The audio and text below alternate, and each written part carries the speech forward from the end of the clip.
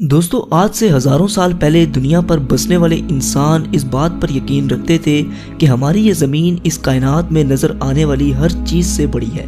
और ये भी माना जाता था कि सूरज और बाकी के सितारे ज़मीन के गिर्द चक्कर लगाते हैं। इस पर सवाल खड़ा करने वाले को कड़ी से कड़ी सज़ा सुना दी जाती थी, क्योंकि उनका ये मानना था कि इस पर सवाल उठाना गोया भगवान यानी खुदा को चैलेंज करना है। लेकिन वक्त के साथ साथ जैसे जैसे साइंस ने जन्म लिया तो हमें मालूम हुआ कि आखिर हमारी जगह इस कायनात में कहाँ है। नाजरीन, आज आप अपनी सारी परेशानियां भुलाकर हमारे साथ एक सफ़र पर चलिए, जिसको हम अपनी ज़मीन से लेकर कायनात के आखिरी हिस्से तक तय करेंगे। तो चलें इसका आगाज करते हैं।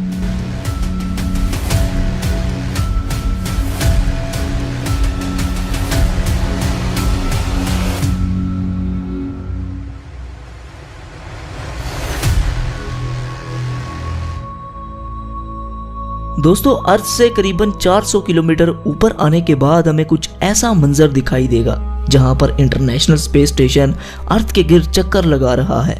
ये इंसानों का स्पेस में बनाया गया सबसे बड़ा स्टेशन है, जिसे आपने कई हॉलीवुड मूवीज में भी देखा होगा। जमीन से आने वाले रॉकेट्स को स्पेस में अगर किसी इमरजेंसी का सामना करना पड़े तो ये इन्हें फ्यूल और बाकी चीजें प्रोवाइड करता है। आपको ये सुनकर हैरानी होगी कि इंटरनेशनल स्पेस स्टेशन करीबन 27,580 किलोमीटर फी घंटे की रफ्तार से जमीन के 24 घंटे में 16 चक्कर मुकम्मल कर लेता है। और अब हम लोग चांद पर पहुंच चुके हैं। चांद से आपको जमीन का नज़ारा कुछ ऐसा दिखाई देगा। चांद के सरफेस को देखकर ऐसा लगता है कि पिछले कई अरब सालों में इसने कई एस्ट्रॉइड्स की मार को झेला है। कहा जाता है कि आज से 4.5 अरब साल कबल हमारी जमीन से एक चांद जितना एस्ट्रॉइड टकराया था, और इस टक्कर से निकलने वाला मलबा आहिस्ता आहिस्ता जमा होकर हमारी चांद की शक्ल में आ गया।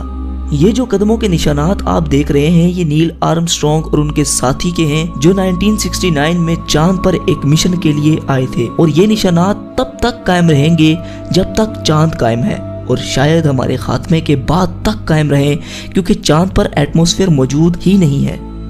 और अब हम लोग पहुंच चुके हैं जमीन से 61 मिलियन किलोमीटर दूर मौजूद एक खतरों से बड़े प्लेनेट पर, जिसका नाम है वीनस। कहा जाता है कि कई अरबों साल पहले वीनस पर भी पानी मौजूद हुआ करता था, और ये दिखने में भी हमारी जमीन की तरह ही हुआ करता था। लेकिन वक्त के साथ साथ यहाँ मौजूद पानी भाप बनता गया, जिससे एक अलग तरह का ग्रीन हाउस इफेक्ट पैदा हुआ। और आजकल यहाँ पर सल्फ्यूरिक एसिड की बारिश हो रही है, मतलब तेजाब की बारिश। यहाँ सूरज की रोशनी आती तो है मगर वापस नहीं जा सकती, जिसकी वजह से यहाँ का टेम्परेचर 470 डिग्री सेल्सियस होता है। आइए आपको इसके सरफेस की सैर करवाते हैं। दोस्तों, बस ये जो हाल आप देख रहे हैं, शायद फ्यूचर में कुछ ऐसा ही मंजर हमारी जमीन पर हो। अगर हमने ग्लोबल वार्मिंग को कंट्रोल ना किया तो बस फिर यही होगा हमारा फ्यूचर, जहां कुछ भी सरवाइव नहीं कर सकता। और अब हम लोग सूरज के सबसे करीब मौजूद प्लेनेट मरकरी पर आ चुके हैं, जो जमीन से 77 मिलियन किलोमीटर दूर है। यहाँ पर दिन को टेम्परेचर 400 डिग्री सेल्सियस होता है, जबकि रात को -170 डिग्री सेल्सियस तक गिर जाता है। और यह है सूरज, जो मरकरी से कुछ ऐसा दिखाई देता है, जिसकी वजह से सारे सोलर सिस्टम के प्लैनेट्स का एक अपना ऑर्बिट है, जिसकी ग्रेविटी से हमारा अर्थ और बाकी के प्लैनेट इसके गिर्द चक्कर लगाते हैं। हमारी जमीन से तकरीबन 150 मिलियन किलोमीटर दूर मौजूद ये सितारा इतना बड़ा है कि जिसमें न जाने कितने लाखों जमीनें समा सकती हैं। सूरज से निकलने वाली लपटें इतनी बड़ी होती हैं कि इसके सरफेस से हजारों किलोमीटर ऊपर तक चली जाती हैं। इसके करीब आज तक कोई भी नहीं पहुंच पाया, क्योंकि इसकी इतनी गर्माइश है कि कायनात की कोई भी चीज इसके करीब आते ही महज चंद ही माइक्रो सेकंड्स में पिघल जाएगी। चलिए अब अपने सफर को आगे बढ़ाते हैं और चलते हैं उस प्लेनेट पर जिसे लेकर वैज्ञानिक कुछ ज्यादा ही सीरियस हैं, यानी मार्स। जी हाँ, हम मार्स पर पहुंच चुके हैं। यहाँ की मिट्टी लाल रंग की है, जिसकी वजह से इसे रेड प्लेनेट भी कहा जाता है। जमीन के बाद अगर किसी और प्लेनेट पर जिंदगी की उम्मीद लगाई जाए तो मार्स का नाम ही निकलकर सामने आएगा। कहा जाता है कि माजी में यहाँ पर भी नदियाँ, समुंदर और झील हुआ करते थे। यही वजह है कि साइंटिस्ट फ्यूचर में यहाँ पर बस्तियां बसाने के बारे में सोच रहे हैं। अगर हम मार्स पर आए हैं तो सोलर सिस्टम की सबसे बड़ी चोटी ओलंपस मून्स को कैसे मिस कर सकते हैं। ये मार्स के सरफेस पर वोल्केनो के नतीजे में आने वाला पहाड़ जमीन पर मौजूद दुनिया की सबसे ऊंची चोटी माउंट एवरेस्ट से भी 3 गुना बड़ा है। और अब इससे आगे का सफर थोड़ा खतरनाक होने वाला है, क्योंकि इससे आगे है एस्ट्रॉइड बेल्ट, जहाँ कई चट्टानें सूरज के गिर्द चक्कर लगा रही हैं। इस जगह पर इतनी बड़ी बड़ी चट्टानें भी हैं कि जिन पर आसानी से एक बड़ा शहर बसाया जा सकता है। ये सब एस्ट्रॉइड्स मिलकर एक प्लेनेट भी बना सकते थे, लेकिन हमारे सोलर सिस्टम की एक बहुत बड़ी पावर ने इन्हें रोके रखा, और वो पावर थी जुपिटर। सोलर सिस्टम के सबसे बड़े प्लेनेट की ग्रेविटी ने इन्हें आपस में मर्ज नहीं होने दिया। अपने चंद बड़े और दर्जनों छोटे मून्स के साथ जुपिटर एक अलग ही सोलर सिस्टम की तरह है। अगर बाकी के प्लैनेट्स को मिला भी लिया जाए तब भी ये जुपिटर का मुकाबला नहीं कर सकते। ये इतना बड़ा है कि अगर 65% मजीद बड़ा हो जाए तो ये सूरज की तरह एक अलग सितारा बनकर सामने आएगा। जुपिटर के सरफेस पर मौजूद ये रेड स्पॉट एक बहुत बड़ा तूफान है जो कई हजार साल से चलता आ रहा है। ये धब्बा इतना बड़ा है कि इसमें 3 अर्थ समा सकते हैं। जुपिटर जमीन की तरह ठोस नहीं बल्कि एक गैसेस से भरा प्लेनेट है। अगर आप जुपिटर की सतह पर उतरेंगे तो इस पर खड़े नहीं हो सकते बल्कि इसके अंदर दसते चले जाएंगे। और अब हमारी अगली मंजिल है सैटर्न। सोलर सिस्टम का सबसे खूबसूरत प्लेनेट सैटर्न अपने शाही छल्लों की वजह से जाना जाता है, जो इसकी सतह से लाखों किलोमीटर ऊपर तक फैले हुए हैं। इस प्लेनेट को हमारे सोलर सिस्टम का ताज भी माना जाता है।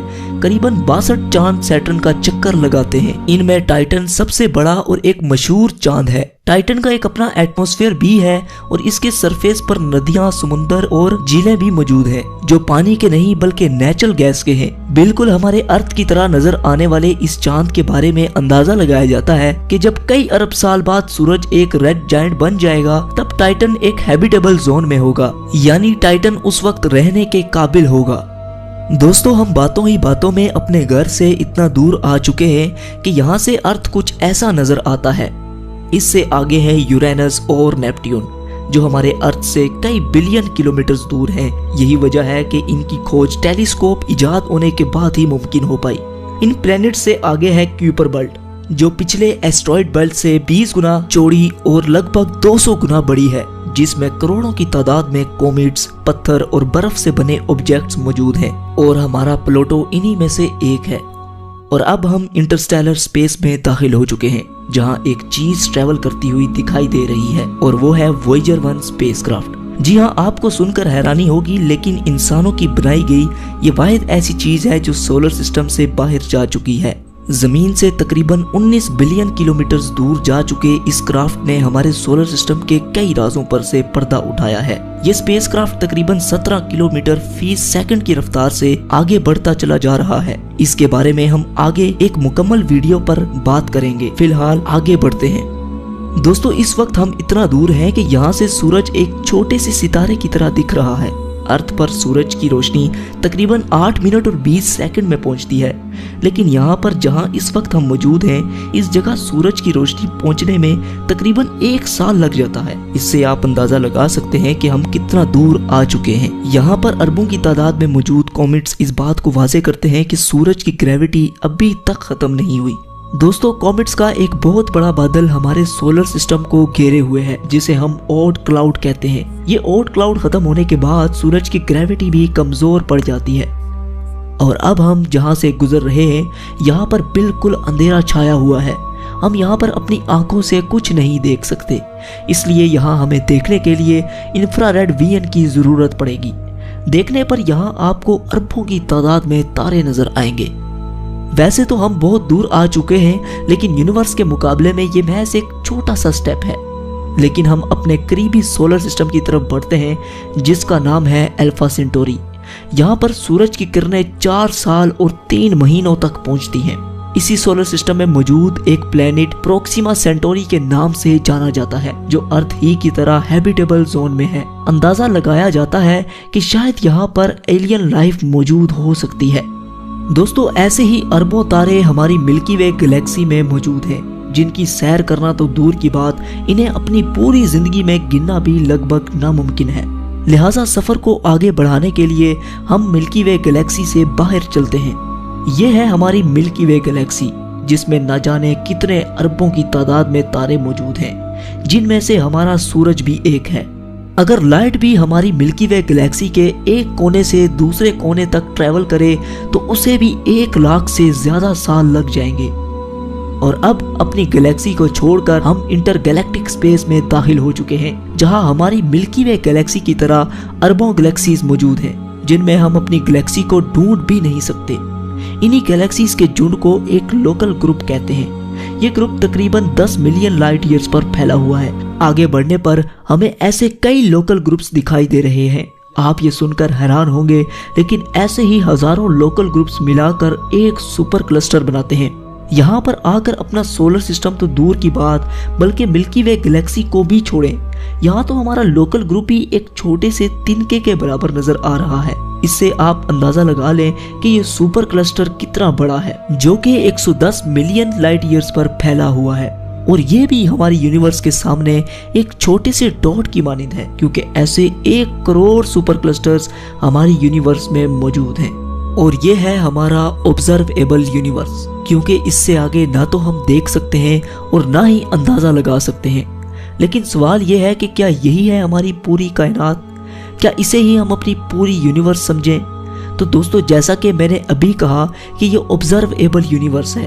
हम अपनी पूरी कायनात के बारे में जो कुछ भी जानते हैं वो सब इसके अंदर है।